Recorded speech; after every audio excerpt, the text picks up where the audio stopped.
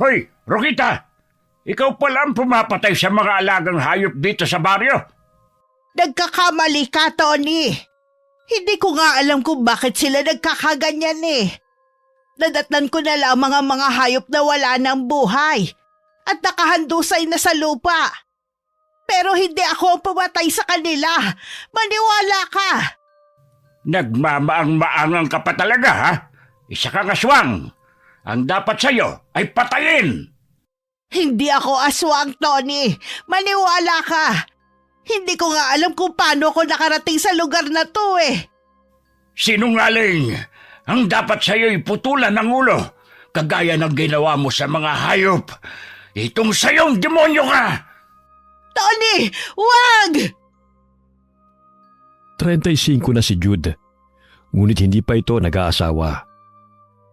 Aminado ang binata na pihikan siya sa mga babae. Hindi siya kagwapuhan, ngunit malakas ang karisma sa mga kababaihan. Kahit anong pagpapapansin sa kanya ng mga babae, ay hindi siya nahuhumaling sa mga ito. Mabuti naman at nakapagbakasyon ka, anak. Akala ko nga'y may ipapakilala ka na sa akin eh.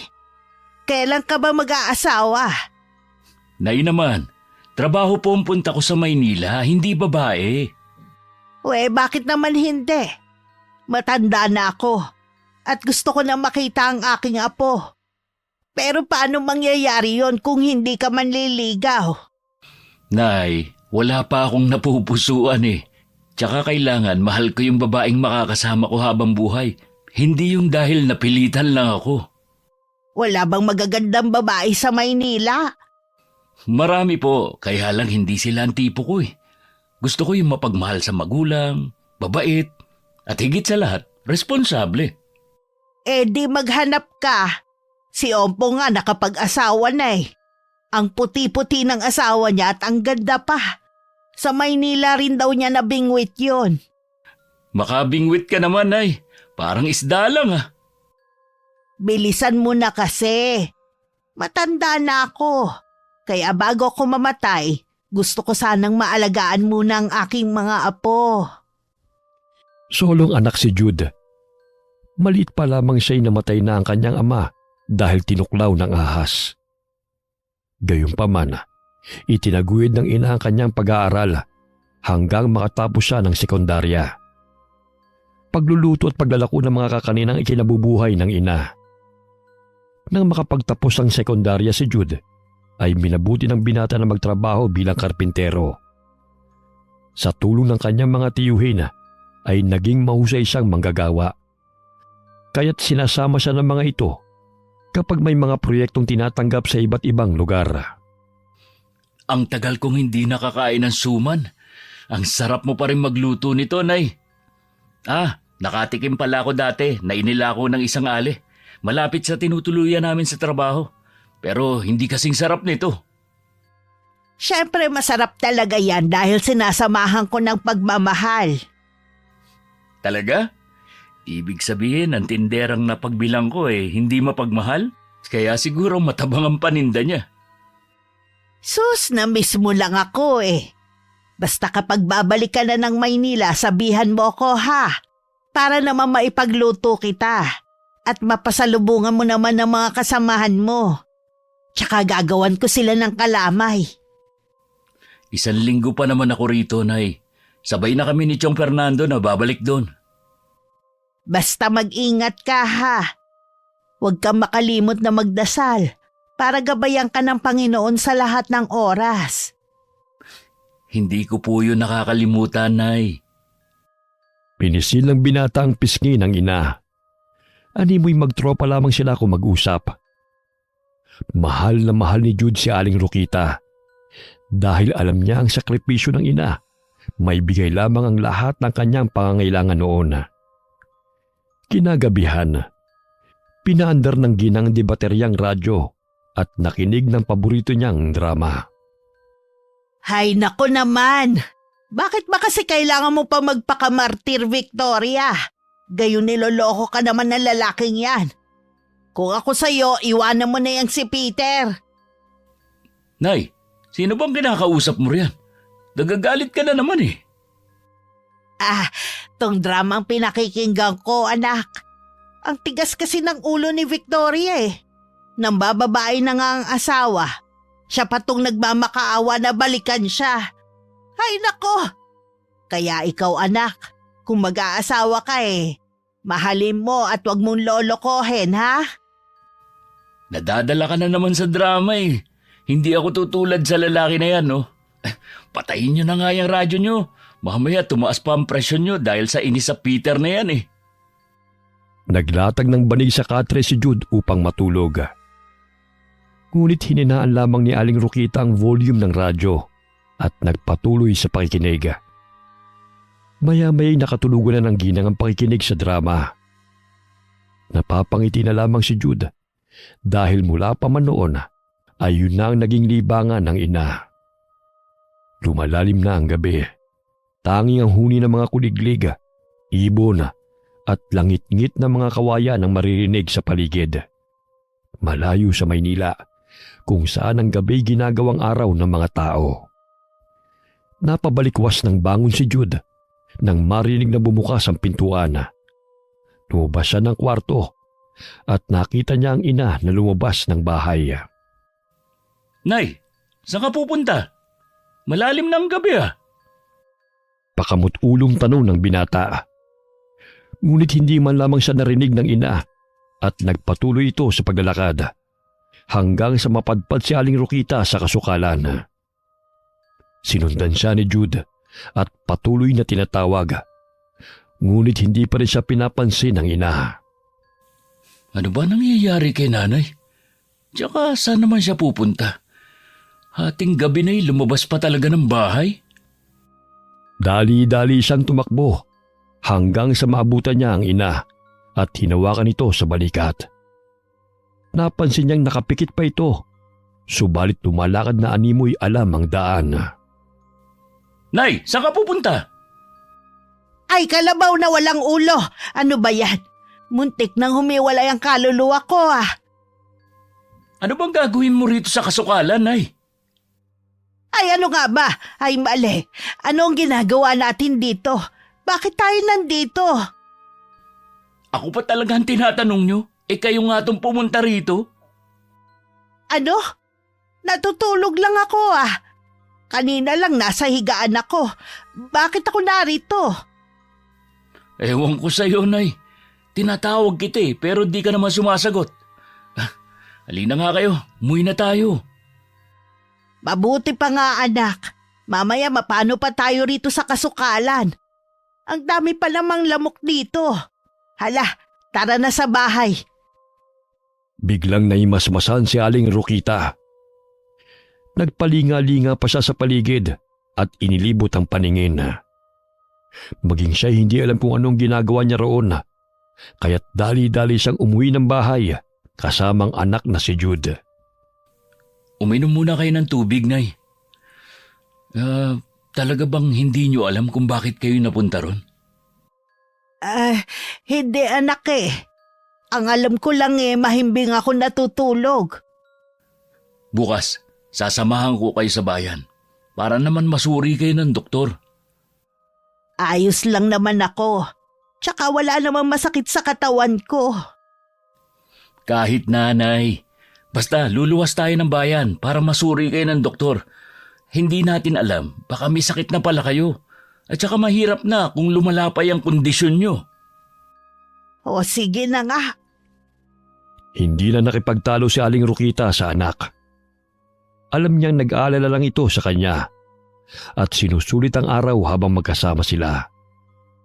Dahil pagkatapos ng isang linggong bakasyon, ay babalik na naman si Jude sa Maynila upang magtrabaho. Maagang naghanda ng almusal ang ginang na babaunin nila papunta sa bayan. Ang daming pumipila anak. Ito talaga ang pinakaayaw ko ang maghintay. Nandito na tayo, Nay. Kaya konting tiis na lang para masuri kayo ng doktor at mabigyan kayo ng gamot. Ay nako, wala naman ako nararamdamang masakit Tsaka malakas naman ang katawan ko. Nay, mas mabuting matignan ka ng doktor. Lalo na't wari ko naglalakad ka ng tulog. Delikado yun. Maaari mo pa yung ikapahamak. Pahinga lang naman siguro ang kailangan ko. Tsaka, hindi maganda sa katawan ng maraming gamot na iniinom. Naputol ang kanilang pag-uusap nang tawagin sila ng lalaking nurse. Senior citizen na si Aling Rokita, kaya inuna siyang tawagin. Sinabi ni Jude sa doktor ang kalagayan ng ina. Normal naman ang pintig ng puso at presyon ni Aling Rokita. Maging ang mga mata nito ay sinuri ng doktor. Niresetahan ng bitamina ang ginang. Ayon sa doktor, ang paglakad ng tulog kadalasan ay sanhi ng pagod. Oh, narinig niyo ba yung sinabi ng doktor, Nay? Kailangan niyong uminom ng bitamina at matulog kayo ng maaga. Paano ba naman kasi? Nagpupuyat kayo sa pakikinig ng drama sa radyo. Tsaka naging dahilan pa yun ng pagkainis niyo. Nako, pineperahan lang tayo ng doktor na yon. Maglalaga na lang ako ng halamang gamot kesa uminom ng nireseta nun. Ayang ka na naman, Nay. Bitamina lang naman yun eh. At saka para gumanda ang tulog niyo. Itong pampatulog, iinumin niyo lang kapag nahihirapan kayo sa pagtulog. Bawal sa inyo magpuyat at sobrang pagod. Ilang araw na rin natutulog si Aling Rokita ng maaga. Ayon na rin sa payo ng doktor. Bagamat minsan ay nakakalimutan niyang uminom ng bitamina at gamot. Dahil din sa katandaan, minsan ay hindi pa rin niya maiwasan na magising ng hating gabi at madaling araw nang nakakatulog. Sumapit ang araw ng pag-alis ng anak pabalik ng Maynila. Niyakap niya ito ng mahigpit dahil magkakalayo na naman silang mag-ina. Anak, mag-iingat ka sa Maynila ha. Sana naman pagbalik mo rito may babaeng ipapakilala ka na sa akin. Mag-asawa ka na kasi. Pasalubungan mo ko ng apo. Ikaw talaga, Nay. Ang kulit-kulit mo. Hindi ako nagbibiro ha. O sige, Nanay. Nandyan na po si Chong. Mag-iingat kayo rito, Nay, ha? Tsaka yung mga bitamina. Huwag niyong kaligtaang inumin. Oo, anak. Kumuway-kaway pa si Aling Rokita habang papalayo ang anak sakay ng tricycle. Bumalik siya ng bahay at naisipan na naman niyang magluto ng biko na ilalako upang malibang naman. Bagamat hindi siya pinababayaan ng anak, kada kinsenas ito nagpapadala ng pera. Gayunpaman ay iniipon niya ang perang natatanggap mula kay Jude. Hindi pa rin siya tumitigil sa pagtitinda ng mga kakanina dahil isa na yun sa kanyang libangan. Tony, may biko akong tinda rito. Ay, sige, bigyan mo ako ng 4. Ipamimerienda ko mamaya sa mga tauhan ko. Lumago na tong babuyan mo Kailan lang 2 inahin lang ang meron ka. Sipag at tiyaga lang talaga ang kailangan. Sa awa ng Diyos, kahit papano'y dumadami. Ito ang bayad ko. Salamat. Sige, mauna na ako ha. Maagang naubos ang paninda ni Aling Rokita. Napadaan siya sa kasukalan. Kagaya ng kinagawian, ay nangangahoy na naman siya kahit marami-rami pa siyang natitipong panggatong. Nakasanayan niya nang gawin yun kahit saan man siya magpunta. Ay, nakakapagod. Buti na lang at maagang naubos tong paninda ko. Kailangan kong maglako ng mga kakanin para hindi mabawasan ang perang pinapadala ni Jude. Para naman hindi siya mahirapan kapag nagkapamilya na siya. Ang hirap pa naman ng buhay ngayon. Lahat ng pera na ipinapadala ni Jude ay inilalagay ni Aling Rokita sa maliit na kahon. Sapat naman ang kinikita niya sa pagtitinda ng mga kakanina upang matustusan niya ang kanyang pangangailangan sa araw-araw. Malaki-laki na rin ang naipon ko para sa aking apo. Ay nako, sana naman makatagpo na ng mapapangasawa ang torpeng anak kong yon. Kung pwede nga lang ako manligaw para sa kanya. Pangiting tugon ng ginang sa kanyang sarili. Dumungaw siya sa bintana at natanaw ang kaibigan niyang si Margaret. Kalong nito ang 1 taong gulang na apo habang naglalakad. Mabuti pa si Margaret, naka-6 na apo na. Pero ako ni isa, wala pa. Muling itinago ni Aling Rokita ang kahon sa aparador na pinaglalagyan niya ng pera. Malapit siya sa mga bata. Kaya minsan imbis na ibenta pa niya ang mga kakanin, ay ibinibigay na lamang niya ito sa mga bata. Dahilan na mapamahal siya sa kanila. Hindi nakauwi si Jude sa probinsya ng 6 na buwan. Tanging tumatawag na lamang ito sa pinsang si Simeon upang makausap ang ina. Hindi kasi marunong gumamit ng cellphone si Aling Rokita kahit turuan pa ito. Malayo pa lamang itanong na ng ginang si Simeon na patungo sa kanyang bahay. Tumatawag na naman siguro si Jude. Sinalubong niya ang pamangkin. Hindi nga siya nagkamali nang iabot ni Simeon ang cellphone sa kanya. Oh anak, kumusta ka riyan? Kumakain ka ba ng maayos ha? Baka naman binubugbog mo na ang katawan mo sa kakatrabaho. Ayos lang po, Nay. Baka sa susunod na buwan umuwi po ako. At saka may pasalubong ako sa'yo na alam kong ikatutuwa mo. Talaga anak? Ano ba yan? Basta, Nay, sorpresa ko po sa inyo. Ikaw talagang bata ka. Wala naman akong ibang gusto kundi ang makapag-asawa ka na. Matanda na ako, anak. Ayoko mamatay na wala kang kasama. Hayang ka na naman, Nay. Basta ingatan niyo ang sarili niyo para humaba pa ang buhay niyo.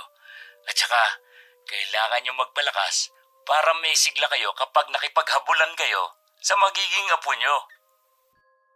Baka pinapaasa mo na naman ako niyan. Malapit na ang kaarawan mo. Magte-36 ka na. Kaya bilis-bilisan mo na ang paghahanap ng mapapangasawa. Lampas ka na sa kalendaryo, no? May bingo pa naman, Nay. Ikaw talagang bata ka. Siya nga pala. Ibinigay na rin ni Simeon sa akin ang pinadala mong pera. Maraming salamat, anak ha. Pero hindi mo na kailangan gawin to sa akin. Ibili niyo yan ng bitamina. Baka naman nakakaligtaan yung uminom. Nako anak, malakas na ako. Tsaka mahimbing na ang tulog ko. Basta, Nanay, huwag mong pabayaan ang sarili mo. Uuwi po ako sa susunod na buwan. Oo anak, ikaw rin. Huwag mong pabayaan ang sarili mo riyan ha. O siya, sige na. Napahaba na naman ang usapan natin. Sige, Nay. Paalam na po. Malapad ng ngiti ang namutawi sa labi ni Aling Rokita matapos na makausap ang anak sa telepono. Bagamat hindi niya inamin na hindi siya umiinom ng mga bitamina at gamot pampatulog. Maliban sa insomnia, sinabi ng doktor na may sakit siyang sumbolismo. Ito ay ang paglalakad ng tulog at hindi alam ang kanilang ginagawa. Maaring nakuha ang sakit na ito sa pamamagitan ng genetics o namamana. Dulot din ng pagpupuyat o dala ng matinding pagod. Malalim na ang gabi. Gaya ng kinagawian ay nagpapantok si Aling Rokita habang nakikinig sa paborito niyang drama sa radyo. Unti-unti na siyang dinalaw ng antok hanggang siya'y tuluyang nakatulog. Bumangon ng ginang bandang 2:00 ng madaling araw. Dire-diretso siyang naglakad patungong kasukalan hanggang sa napadpad siya sa babuyan ni Mang Tony. Nagkataon na nanganganak ang inahing baboy kaya't nakaalala ang Ginoo sa mga alaga nito. Oh, Rokita, bakit naparito ka sa ganitong oras? May kailangan ka ba? Rokita, may kailangan ka ba?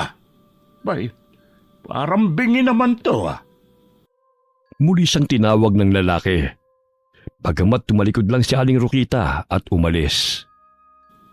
Ano ba nangyari sa babaeng yun? Hindi man lamang ako narinig. Inabala pa ako. Nagpatuloy na lamang si Mang Tony sa kanyang ginagawa. Sumapit ang umaga. Pasinghot-singhot pa ang ginang nang makaamoy ng mabantot. May mamasamasang bagay din ang nahuhulog sa kanyang mukha. Iminulat niya ang mga mata. Laking gulat niya nang matuon ang mukha sa puwet ng kambing na nooy dumudumi. Lintik na kambing ka! Ginawa mo pang inidoro tong mukha ko! Hala, umalis ka nga! Ang baho! Dito pa talaga dumumi sa mukha ko! Paano nakapasok ang kambing dito sa bahay? Inilibot ng ginang ang kanyang paningin. Napabalikwas siya ng bangon nang mapagtanto na naroon siya sa kakahuyan. Malapit sa babuyan ni Mang Tony at pastulan ng mga kambing. Dali-dali siyang tumayo at tinanggal ang mamasamasang dumi ng kambing sa kanyang mukha. Oh, Rokita, ano nangyari sa'yo?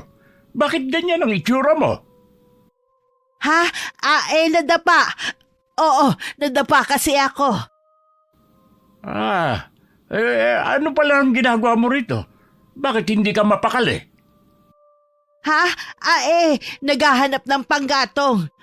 Oo, yun. Kaninang madaling araw napadaan ka rin dito. Tinawag kita pero di mo ako narinig. Ano bang kailangan mo? Madaling araw? Ako pumunta rito? Oh, hindi mo na ba maalala? Nakalimutan ko eh. O siya, uuwi na ako sa bahay ha.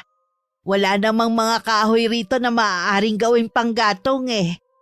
Sige Tony, magandang umaga sa iyo ha. Napakamot ng batok ang matandang lalaki dahil sa kawirduhan ni Aling Rokita. Pailing-iling na lumakad siya pauwi habang pinapahira ng ipot ng kambing na dumikit sa kanyang mukha. Naglalakad na naman siguro ako ng tulog. Parang hindi kasi ako makahinga kapag iniinom ko ang nireseta ng doktor eh. Mas mabuti pa ang pakiramdam ko kapag tubig na nilagang tanglad at guyabanong iniinom ko.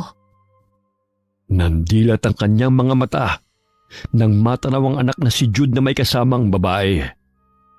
Napatampal siya sa kanyang bibig at nakalimutan na may dumi ng kambing ang kanyang kamay. Ay nako, ano ba yan? Nalasahan ko tuloy ang ipot ng kambing. Teka, si Jude yun ah. Naku naman, may kasama siyang babae. Yun na siguro ang sorpresa niya sa akin. Ay salamat naman. Patakbong tinungo ni Aling Rokita ang bahay. Wala siyang pagsidlan ng tuwa nang makita ng malapitan ng babaeng kasama ng anak. Jude anak, sino ba ang kasama mo? Oh, Nay.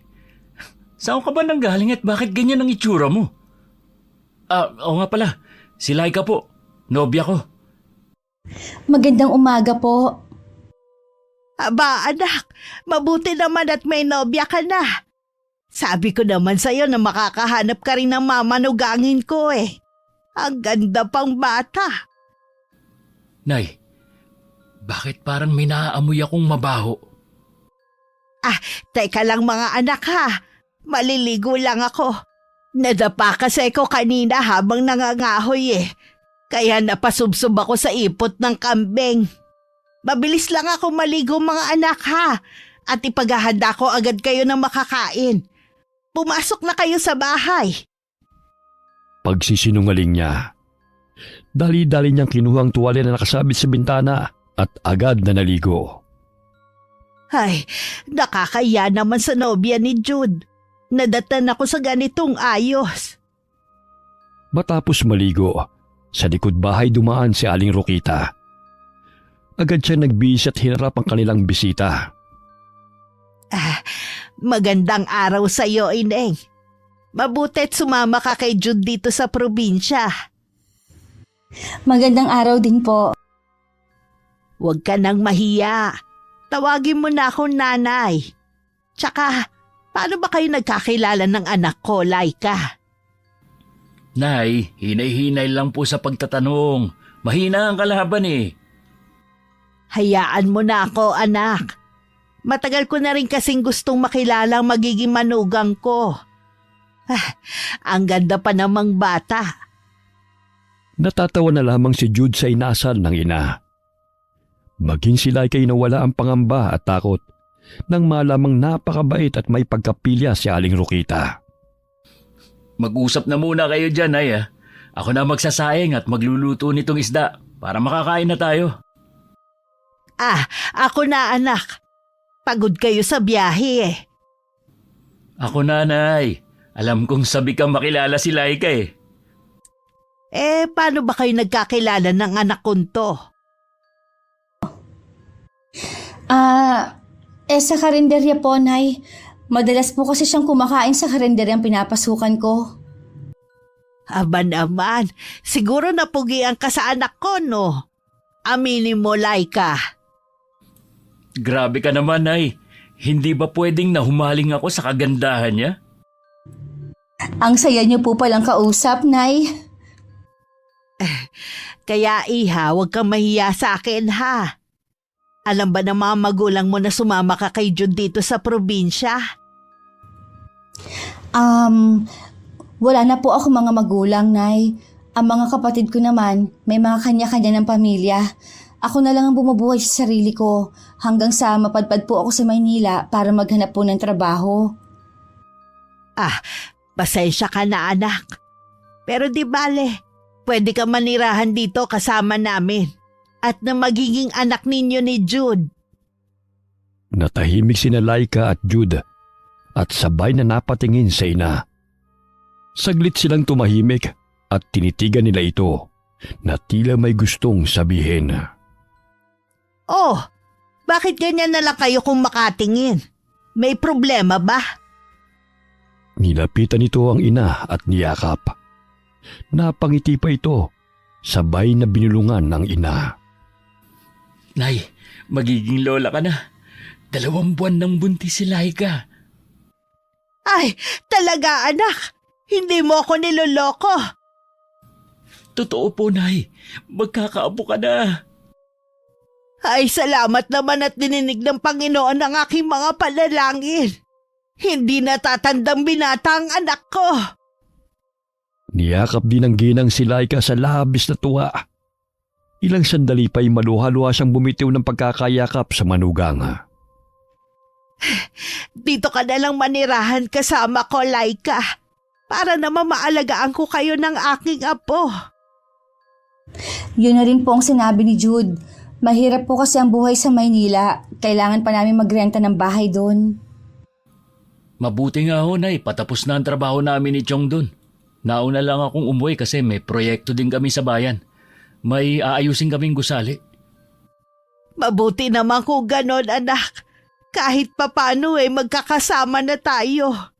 Mabibigyan buhay na naman tong bahay. Tinulungan ni Aling Rokita ang anak na maihain ang niluto nitong pagkain. Hindi pa rin naaalis ang saya sa mukha ng ginang habang nagsasalo-salo sila sa umagahan. Tumayo si Laika dahil humilab ang tiyan nito. Ilang sandali na duwal na ito at inilabas ang lahat ng kinain. Pinagpawisan ng malamig si Laika kaya't dali-daling kinarga siya ni Jude upang pahigain sa katre. Kukunin ko muna ang langis para naman bumuti ang kanyang pakiramdam. Normal lang yan sa buntis. Ano pa bang masakit sa'yo, mahal? Wala naman. Nahihilo lang talaga ako. Oh, itong langis pahiran mo ang sintido niya at masahihin.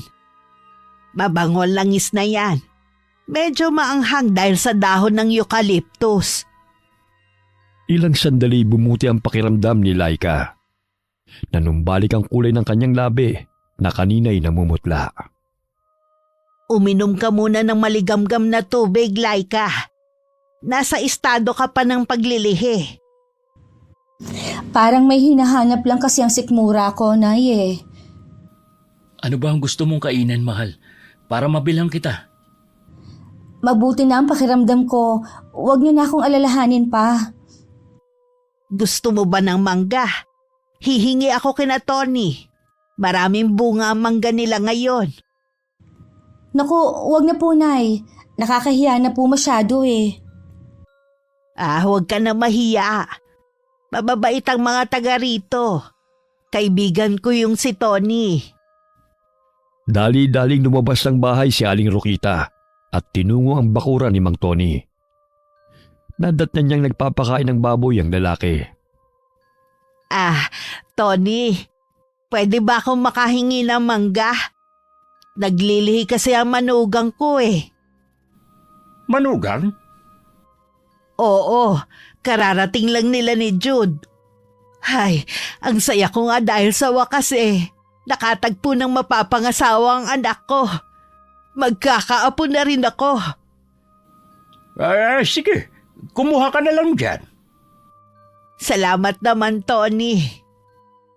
Kumuha ng panungkit ang ginang. Marahan niyang sinusungkit ang sanga ng mangga kung saan naroon ang tumpok ng mga bunga. Sunod-sunod na nagsilaglagan ng mga bunga nang hilahin niya yon. Aray! Aray! Ano ba yan? Inulan na tuloy ako ng mangga. Ang sakit ng noo ko. Parang nabukulan yata ako. Hinaplos niya ang noo. Hindi nga siya nagkabali at nagkaroon siya ng bukol. Wari nagkaroon siya ng sungay sa laki ng bukol sa kanyang noo. Dinampot niya ang mga mangga sa lupa at inilagay sa laylayan ng kanyang duster. Ang dami ng mangga. Tiyak na magugustuhan to ni Laika. Oh, tapos ka na manguha ng mangga, Rokita? Oo, Tony. Salamat ulit dito, ha? Hey, ano nangyari sa noo mo? Ayos ka lang ba? Ang laki kasi ng mga bunga ng mangga eh. Nabagsakan ako kaya ito nabukulan. Konting tiis lang para sa aking magiging apo.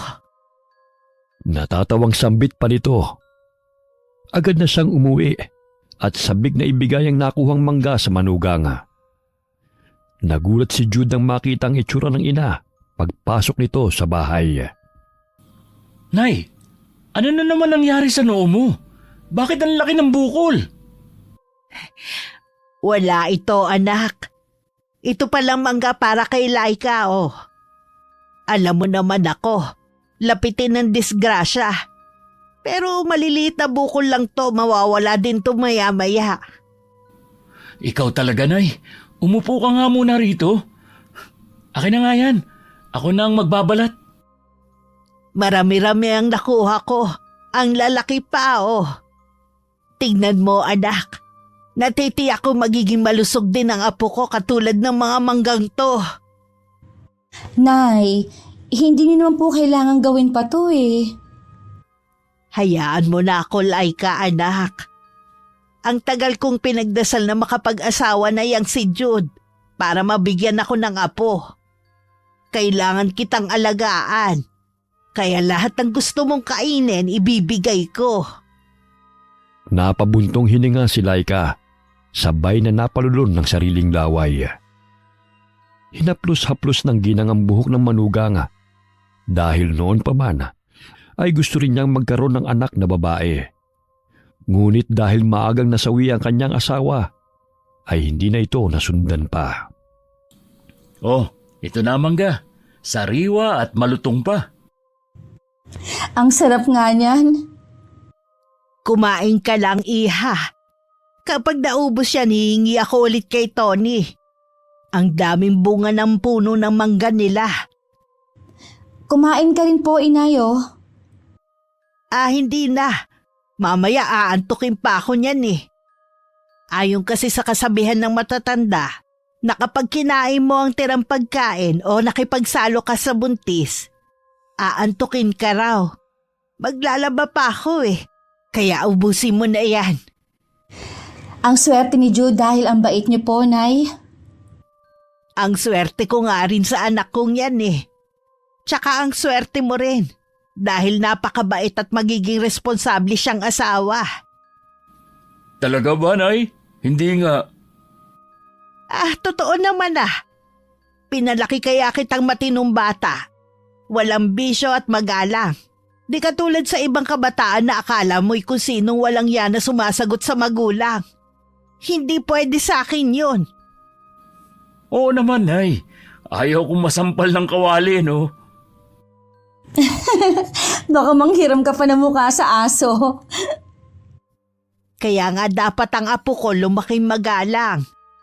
Maliit pa lang dapat nang turuan ng magandang asal.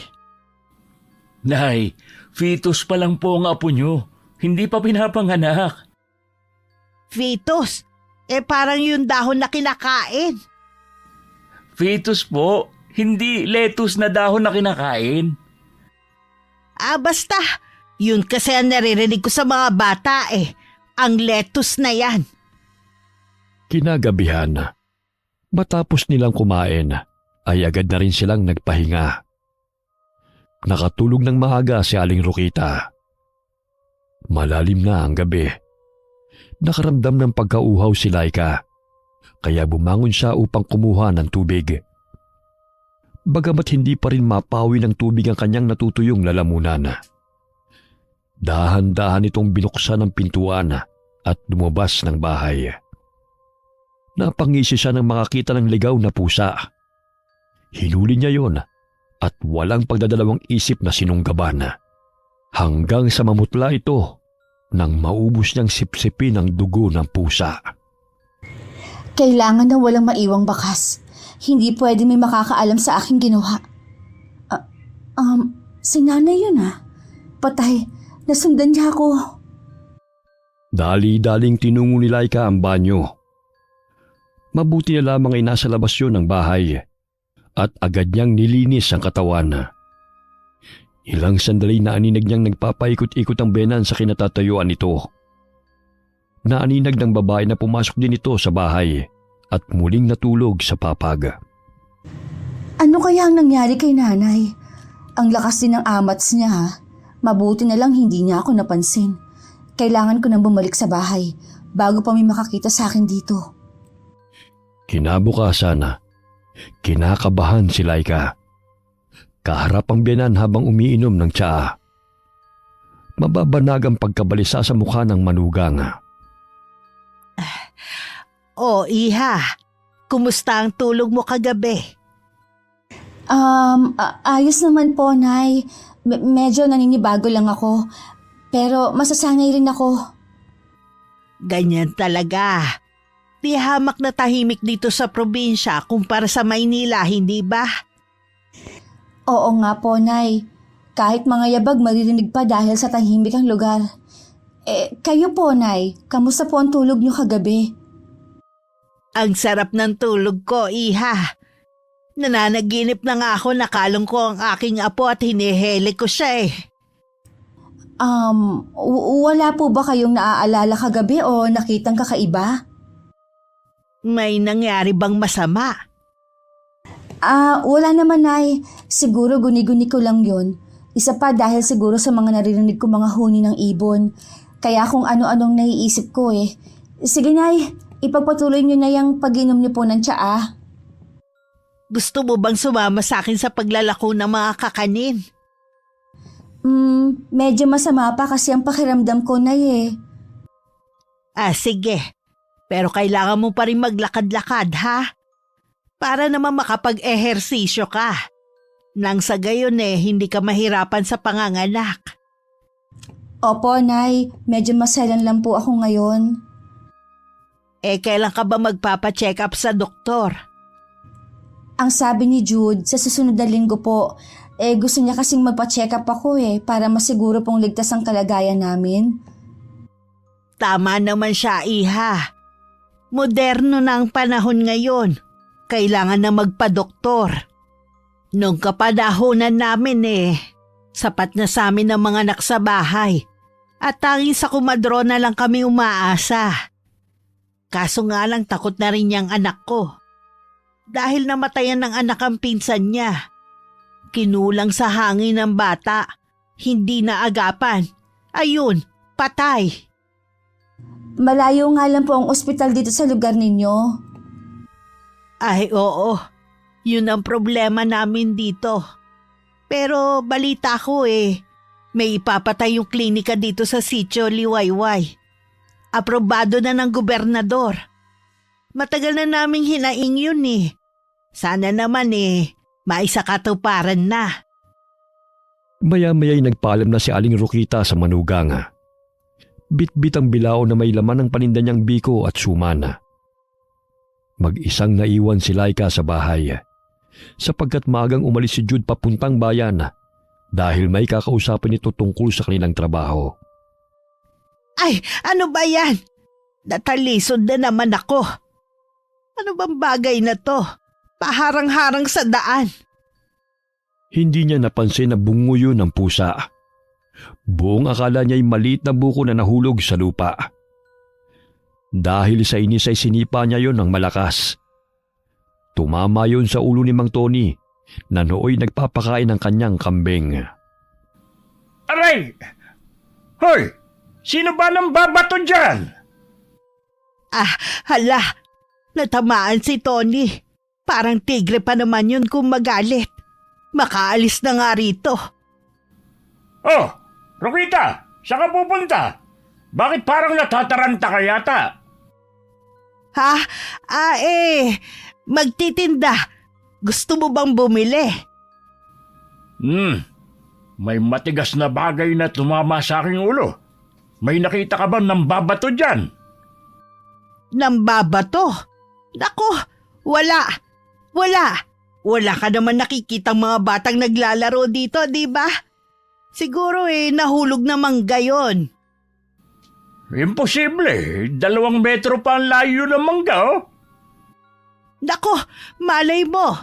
Lumipad dahil sa lakas ng hangin. Bumili ka na lang ng suman para makalimutan mo ang sakit ng ulo mo. Mabusog ka pa. Ay, sige. Bigyan mo ako ng 5 biko. Kakainis sa sakit ng ilong ko. Pigilang tawa ni Aling Rokita nang makitang namumulang mukha ni Mang Tony. Batid niyang umuusok na ito sa galit dahil sa mukha nito tumama ang bungo ng pusa. Sa dinami-dami ng matatamaan ng ilong talaga ni Tony. Parang pinitpit na luya na nadagdagan pa. May sinasabi ka ba, Rokita? Wala. Ang ibig kong sabihin masarap tong biko at suman na paninda ko. Dadagdagan ko pa ng 1 peraso ang 5 suman na binili mo para kabayaran sa nasira mong muka. Ay, hindi pala. Ang ibig ko sabihin dahil suki na kita. Ay, sige. Magtinda ka na. Kung ano-ano pa kasi binubulong-bulong mo. Hindi ko naman naiintindihan. Malayo pa lamang ay natatanaw na siya ng mga apo ni Aling Margaret. Pinalibutan siya ng mga ito upang manghingi ng tinda niyang mga biko. Yan kasi, sinanay mo ang mga bata. Ayaw tuloy kapag nakikita kayo nanghihingi. Hayaan mo na mga bata Isa pa, bawi na naman ang puhunan ko. Balita ko, sa bahay na ninyo naninirahan ng manugang mo? Oo. Alam mo bang magkakaapo na ako? Sabik na nga ako makita siya Unang apo ko. Kaya hindi ako makapaghintay, Margaret. Buti ka pa nga 5 apo mo na tong kinakarga mo. Alam mo naman yung si Nene. Hindi pa nag-iisang taon ang anak buntis na naman. Tingnan mo hindi na maganda ugaga sa pag-aasikaso sa mga anak. Kaya ikaw, huwag mong pangarapin na magkaroon ka ng maraming apo dahil mahihirapan ka lang din sa pagbabantay. Huwag mong isipin ang hirap. Kasiyahan ng dala ng mga batang to. Biyaya sila ng Diyos. Tingnan mo nga ang gwapo ng apo mo. Aba, may ngipin na. Pinisil ni Aling Rokita ang pisngi ng bata. Biglang hinablot nito ang kamay ng ginang at kinagat. Nanggigil pa ito dahil sa tumutubo ang ngipin. Aray! Pinaglihi yata sa vampira ang batang to Ayaw pang tumigil Totong, bitawan mo kamay niya. Baby, bitiwan mo ang daliri ko. Baka maputol at malulun mo. Aray! Malakas na humalakhak ang bata nang makita siyang namimilipit sa sakit. Kaya't nabitiwan siya nito. Buti na lang bata ka. Kung hindi, bubunutin ko yung mga ngipin mo. Marami ka pang mapagdadaanan kapag ikaw na ang magbabantay sa iyong apo. Ay, mga gantong edad, 1 hanggang 3 taon, mangangayayat ka na. Bugbog sarado ka pa. Oh, Nay, nasa si Laika? Nandiyan ka na pala, anak. Hindi siya sumama sa akin eh. Magpapahinga raw muna siya. Magandang umaga po, Aling Margaret. Magandang umaga sa iyo, Jude. Mabuti naman at nakatagpo ka ng iyong mapapangasawa. Itong nanay mo, nag-e-ensayo na sa pagiging lola. Kinukulit na itong apo ko. Oo nga po eh. Hindi na makapaghintay. Ang tagal mo naman kasi eh. Tignan mo si Margaret, 5 na ang apo. Samantalang ako lumalangoy pa sa tiyan ng nanay niya. Makikita mo rin ang apo mo, Nay. Kalma lang. Sa ngayon, bantayan mo muna ang batang to. Para naman paglabas ng anak namin, magaling ka na sa pagkakarga ng apo mo. Ayoko. May pagkabampira ang batang to eh. Oh, tingnan mo oh. Hinahablot pa ang kamay ko para kagatin muli. Napahalakhak si Jude dahil sa kakulitan ng ina. Maging ang apo ni Aling Margaret ay tila kinikiliti sa lakas ng tawa. Uuwi na kami ha. Inubusan ka na yata ng mga apo mo ng biko eh. Tingnan mo oh. Punong-puno ang mga bibig ni hindi makapagsalita. Hinay-hinay lang sa pagkain mga bata ha. Mamaya mabulunan pa kayo. Salamat, Rokita, sa mga biko. Walang anuman. Makita ko lang silang masaya at busog, masaya na ako. Hindi makatulog si Laika. Kahit ipikit nito ang mga mata. Habang lumalaki ang kanyang tiyan, ay ganun din ang pananabik niya sa sariwang dugo. Matagal ko nang tinalikuran ng pagiging aswang. Ngunit hindi ko talaga mapigilan ang sarili ko na uminom ng dugo ngayon. Tila yun ang pinaglilihan ko. Patawarin sana ako ng Diyos. Bagamat kahit anong pagpipigil sa sarili, ay tila may tumutulak kay Laika na uminom ng dugo. Kaya't dahan-dahan siyang bumangon. Patawarin mo ako, Jude. Hindi ko talaga kayang pigilan ang sarili ko. Wari ko'y sariwang dugo rin ang hinahanap ng iyong anak. Lumabas ng bahay ang babae at pumasok ng kasukalan. Hanggang sa mapadpad siya sa babuyan ni Mang Tony. Ang daming mga biik.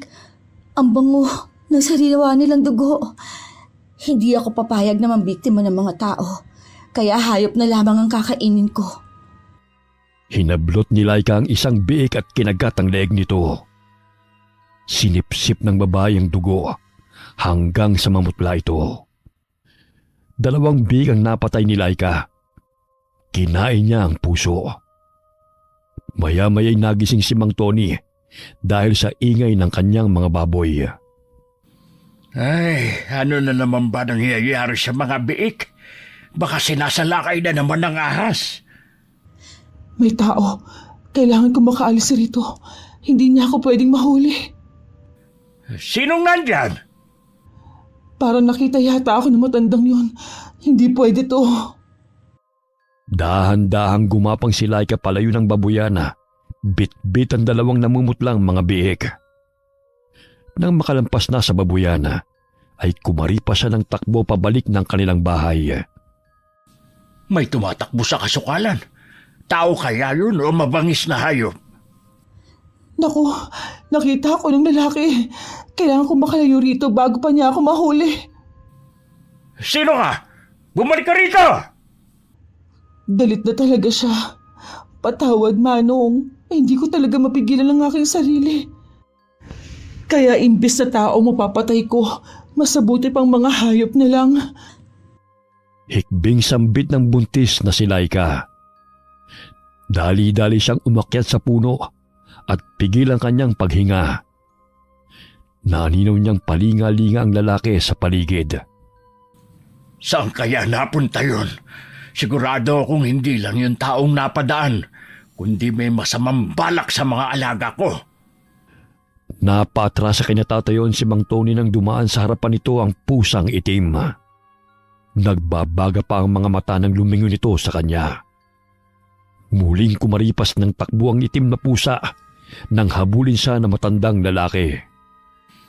Ay, lintik na pusang gubat ka! Papatayin mo pa ako sa nervyos! Ay, salamat naman at nabaling ang pansin ng matandang yun sa pusa. Nakalayo na siya, kaya kailangan ko na bumaba sa punong to.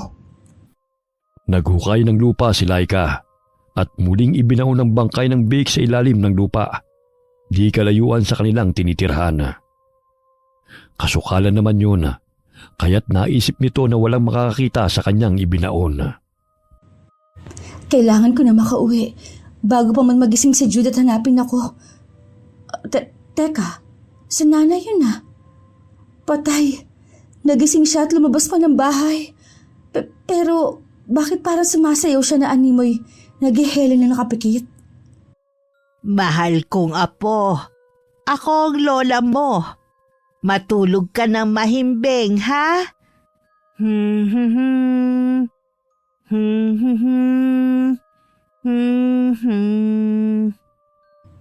Kumakanta pa habang nakapikit? Ay nako, kailangan ko na bumalik ng bahay. Mamaya makita pa ako ng matandang lalaki naghahanap sa akin. Dahil sa matinding pagod sa trabaho, ay mahimbing na natutulog si Jude. Wala man lamang itong kaalam-alam sa nangyayari sa paligid. Maya-maya'y huminto sa pag-awit si Aling Rokita. Lumakad ito palayo ng bahay at iniangat ang dalawang kamay na nakapwesto sa kanyang tagiliran. Saan na naman siya pupunta? Hating gabi na. Tsaka, sinong pupuntahan niya? Kailangan ko siyang sundan. Bili na kayo ng suman at biko. Mura na, masarap pa ang mga suki. Nagtitinda siya? Wala naman siyang hawak na paninda. Anong nangyayari sa kanya? Bakit nagkakaganyan siya? Mas may seryoso pa ang pagkatao ni nanay kaysa sa akin Ilang sandali huminto ang ginang sa paglalakad at bumalik sa kanilang bahay.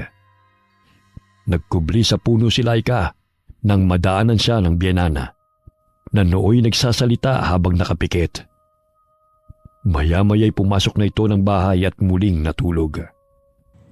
Aswang din kaya si nanay? May lihim din kaya siyang itinatago? Nang nakapasok ang biyenan sa bahay, dumiretso si Laika sa banyo. Binuhusan niya ng tubig ang katawan upang mawala ang sariwang dugo na tumalsik sa kanyang damit at katawan. Pumasok siya sa bahay at nadatnan na nalimpungatan si Jude mula sa pagkakatulog. Oh, mahal. Bakit basa ka?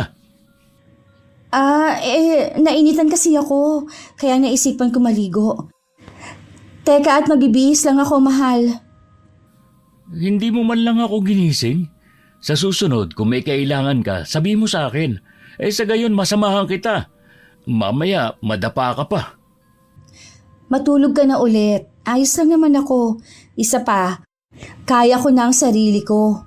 Pagod ka sa trabaho, kaya kailangan mo magpahinga. May kailangan ka pa ba? Ay, wala na, mahal. Pasensya ka na at naabala ko patuloy ang mahimbing mong tulog. Patutuyuin ko lang ng kaunti ang buhok ko at matutulog rin ako muli. Oh, sige. Medyo nawala na rin ang antok ko Nagising ako nang marinig ang ingay sa silid ni nanay. Akala ko lumalakad na naman ang tulog Lumalakad ng tulog? Anong ibig mong sabihin? May sakit si nanay. Ayon sa doktor, dahil sa pagpupuyat o sobrang pagod sa trabaho. Pero hindi naman siya ganun kapuyat ngayon Kumpara nung nag-aaral pa ako, siguro namana niya yun. Na pwede ring isa yun sa sanhi ng sakit ni nanay, ang paglalakad ng tulog. Kaya naman pala. Bakit mahal? Nakita mo bang umalis si nanay? Ha? Hindi. Mahimbing nga siyang natutulog Medyo malikot nga lang sa higaan. Hindi sinabi ni Laika ang totoo.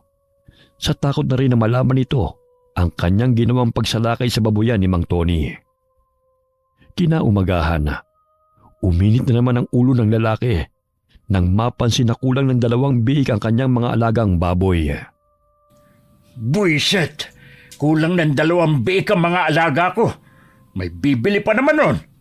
Yung pa talagang nawala. Kung alin pa ang pinakamalaki sa 9 na biik. Oh, Tony. Ang aga-aga salubong na naman yung mga kilay mo. Araw ng Lunes ngayon. Kaya kailangan positibo tayo.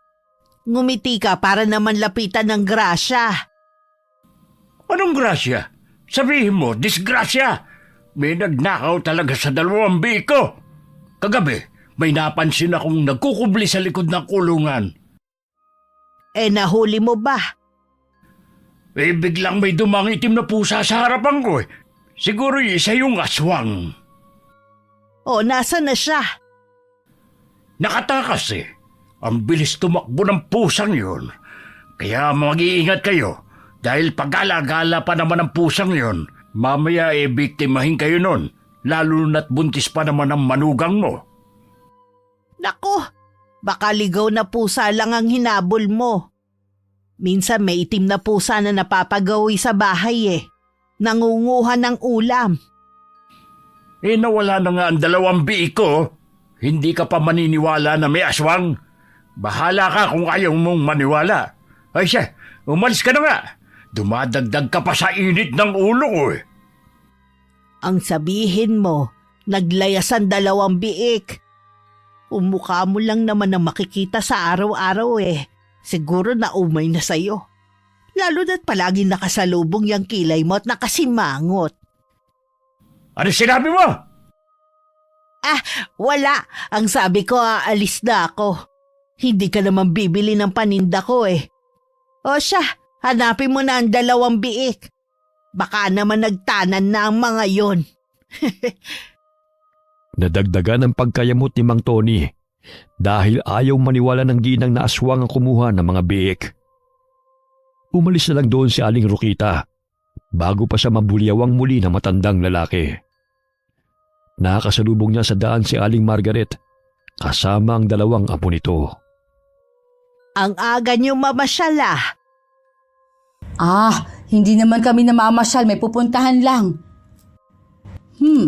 Umaga pa lang mainit na ang ulo ni Tony Sinabi mo pa.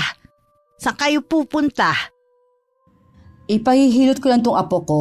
Inuubo na naman, siguro dahil sa sobrang paglalaro. Sasabay na lang ako sa inyo. Maglilibot din ako para maubos na tong mga paninda ko. Rinig kong ninakaw ang mga biik ni Tony. Totoo ba yon? Hindi ko alam. Kung may magnanakaw man, di sana nahuli niya agad. Iiyak ang mga biik. Imposibleng hindi gagawa ng ingay ang mga baboy kapag binitbit na ng mga magnanakaw.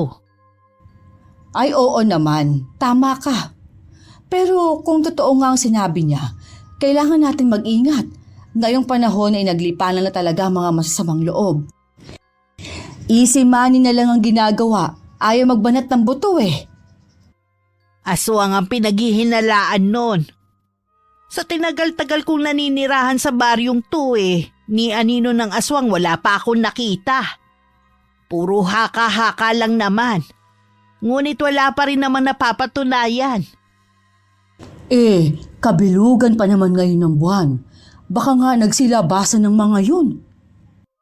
Nagpapaniwala ka pa talaga sa aswang? Takot ang aswang na lumusob dito sa baryo. Halos lasinggero mga taong naninirahan dito O tingnan mo yung si Bert. Wala pang tanghalian Nagtipon-tipon na parang lumaklak ng lambanog. Kung meron mang katatakutan, yun na yung mga lasinggerong nag-aamok ng away. Hay nako, palabiro ka talaga. O paano ba yan? Dito na kami Mabutit hindi pa nakakaalis si Osalia. Pahihilot ko lang tong apo ko. Pangiting tinungo ni Aling Rokita nag-uumpukang mga kababaihan. Bit-bit ang bilao. Naubos ang kanyang paninda at agad na umuwi. Nadat na niyang nagpapahangin sa labas ng bahay si Laika. O anak, kumusta na ang pakiramdam mo? Ito, Nay. Medyo mabigat na ang tiyan. Kailangan ko maglakad-lakad. Minsan kasi pinupulikat ako eh. Tama yan. 4 na buwan na lang iluluwal mo na yung apo ko. Hindi na nga ako makapaghintay Bukas ibibili natin siya ng mga gamit sa bayan. Nay, huwag ka na mag-abala pa. May mga gamit naman akong inihanda. Tsaka pag nakalabas na lang si baby, mamimili tayo ng maraming damit. Tama ka, anak. Hindi pa pala natin alam kung lalaki siya o babae. Pinapanalangin ko lang naman na malusog ang apo ko. Napahinto sila sa pag-uusap nang mapada ng isang babaeng buntis. Natuon ang pansin ni Laika sa malaking tiyan ng babae at napalunok ito ng sariling laway. Siguro mauunang mga anak sa'yo yang si Isabel. Sa tingin ko, nasa 7 buwan na yung pinagbubuntis niya. Alam mo bang pang-6 na anak na niya yan? Taon-taon din nagbubuntis, parang hindi na nagpapahinga. Di madali na lang sa kanyang mga anak. Sinabi mo pa. Hindi nga yan nagpapadoktor Sa bahay lang nila nanganganak yang si Isabel. Ay, sana naman. Hindi ako mahirapan, Nay. Lalo na't panganay pa naman namin to ni Jude. Basta kumain ka lang ng gulay at mag-ehersisyo tuwing umaga. Hindi ka mahihirapan. Hindi nilubayan ng tingin ni Laika ang papalayong babae. Natatakam siya sa bango ng sanggol na nasa sinapupunan nito. Gusto niya itong sugurin, ngunit pinipigilan niya ang sarili. Napapadalas nang lumalabas ng bahay si Laika. Ilang araw na ring hindi nakakauwi si Jude dahil sa trabaho nito sa bayan. Tuwing araw ng Sabado at Linggo lang ito umuwi para makatipid sa pamasahe. Nanunuyo na naman ang lalamunan ko. Kailangan ko uminom ng sariwang dugo dahil yun lang ang tanging makakapawi ng aking uhaw. Dahan-dahang bumangon si Laika at sumilip sa silid ng biyanan. Mahimbing itong natutulog at naririnig pa nito ang malakas na hilik ng matandang babae. Mabuti naman at mahimbing ang tulog ni Nanay. Sana naman hindi siya lumabas ng bahay. Nakaramdam ng pag-init ng katawan si Laika. Hindi na niya mapigilan ang sarili na makalasap muli ng sariwang dugo. Animoy asong pasinghot-singhot pa siya habang nagkukubli sa kakahuyan. Ang bango ng sanggol. Siyempre hindi itong anak ko. Yun ay ang batang nasa sinapupunan ng buntis na nakasalubong ko kanina. Ay, paano ba to? Hindi ko talaga mapigilan ang aking sarili na matakam. Marahang lumakad ang buntis na aswang papunta sa kubo. Sumilip siya sa siwang ng bintana. Tumambad sa kanyang paningin ang natutulog na pamilya. Tumutulo pa ang laway nito. Hindi ito maaari. Hindi ko sila pwedeng patayin. Kawawa ang mga bata kapag pinatay ko ang kanilang ina at ang sanggol na ipinagbubuntis nito. Kailangan kong umalis rito. Tumutulo ang luhang nilisan nito ang naturang lugar. Ganun na lamang ang pagpipigil nito sa sarili upang hindi makagawa ng karumal-dumal na krimen. Napalingon siya sa kambing nang makita itong nakatali sa puno. Tamang-tama, may kambing. Salamat naman, mapapahawi na rin ito ang aking pagkauhaw. Ang sarap ng sariwang dugo at puso nito. Teka, may paparating. Kailangan ko magtago. Kahit anong pagpupumiglas ng kambing ay nakayanan pa rin itong patayin ni Laika. Hinila niya ito sa talahiban nang mapansin na may taong napadaan. Patawarin niyo ako. Ito lang ang tanging paraan upang hindi ako makapatay ng tao. Nang makalayo na ang dalawang kalalakihan, ay kinarga niya ang kambing. Dali-dali siyang tumakbo patungo ng kasukalan kung saan ito ininilibing ang mga pinapatay na mga hayop. Sayang naman ang mga lamang loob nito. Kaya lang hindi pwedeng dalhin sa bahay. Mahirap na mabisto ng asawa at biyenan kung tinatago kong lihim. Matapos na mailibing ang biniktimang hayop, ay dali-daling umuwi si Laika sa tinutuluyan nitong bahay. Naghilamos siya sa banyo upang linisin ang mukha. Bahagya siyang napahinto sa ginagawa nang mapansin na may tao sa kanyang likuran. Napalingon siya. Muntik na siyang mabuwal sa kanyang kinauupuan nang makita ang itsura ng biyanan. Nay, ano nangyayari sa inyo? Ay, ano ba yan? Mas nakakatakot pa kayo kaysa sa akin eh. Napatampal sa bibig si Laika upang pigilan ang kanyang pagsigaw. Buhaghag ang buhok ng biyanan at tumitirik pa ang mga mata na animoy nagdidiliryo. Ilang sandali pa'y nahimasmasan si Aling Rokita. Papungas-pungas na iminulat ng ginang ang mga mata. Anak, ano nangyari sa'yo? Bakit parang nakakita ka ng multo? Tsaka bakit may dugo yung damit mo? Manganganak ka na ba? May masakit ba sa'yo? Nay, hindi pa po. Kumalma po kayo. Masaya lang pagbubuntis ko kaya dinudugo ako. Dinudugo ka? Bakit sa bandang dibdib mo kumalat ang dugo? Ang layo naman yan sa puwerta mo, anak. Ha? Ang ibig kong sabihin, dinudugo po ang ilong ko. Naging maselan po kasi ako eh. Alam na rin ng doktor ang kondisyon ko na to. Dahil sa allergies at pagbabago ng hormones ko kaya nagkakaganito ako. Ay, ano ba yan? Halika na't pumasok na tayo sa bahay. Tsaka, bakit narito ako sa labas? Kanina lang nasa higaan ako ah. Mauna na po kayong pumasok sa loob, Nay. Lilinisin ko lang po ang katawan ko. Naiinitan din po kasi ako eh. Ay nako, ilang beses ko nang nararamdaman na masakit tong paa ko. Tsaka napapansin ko sa tuwing gumigising ako puno pa ng putik. Hindi kaya naglalakad na naman ako ng tulog? Saglit na napahinto sa pag-iisip si Aling Rokita nang mapansin na pumasok ng bahay ang manugang. Kapwa sila tahimik at may kanya-kanyang iniisip hanggang sa bumalik sila sa kanilang higaan. Kinaumagahan, halos magwala si Pedro nang malaman na nawawala ang alaga nitong kambing. May mga dugo rin nagsikalat malapit sa kanilang kubo. Ang aga-aga halos rinig dito ang palahaw ni Pedro. Sandali lang, Laika ha, at pupuntahan ko muna yon. Baka naman may nangyaring masama na sa kanila. Sige po, Nay. Pakibantayan na lang ang sinaing ko, iha. Baka nanganak na si Isabel at kailangan nila ng tulong. Dali-daling tinungo ni Aling Rokita ang bahay ni na Pedro.